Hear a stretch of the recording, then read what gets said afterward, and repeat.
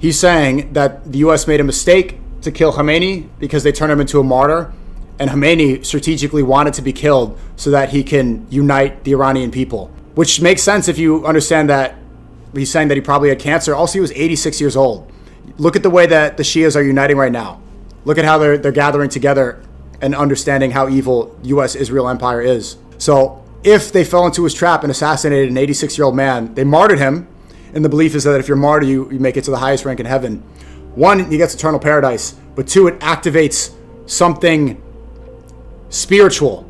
It activates the warrior spirit within so many of the people that understand how evil Israel is. So this is something that Trump would never do. This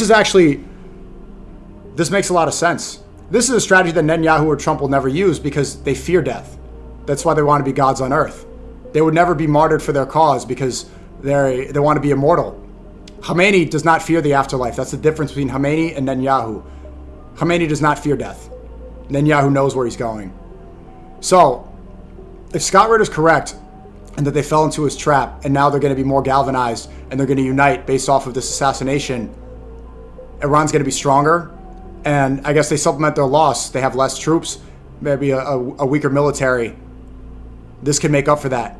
The U.S. is demoralized. That's the major advantage that Iran has over Americans, is that Americans overwhelmingly do not support this war.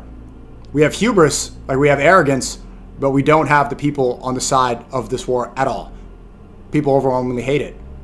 What happens is the troops do not fight the same way when they know it's unpopular. Part of the reason why the Vietnam War was such a disaster. Everybody hated the Vietnam War. And so even though the American military, the world's global empire, was fighting farmers and rice farmers in Vietnam and the jungles, they lost because the Vietnamese people, they were more passionate. This goes a long way in a battle with troops. Actually, this makes a lot of sense.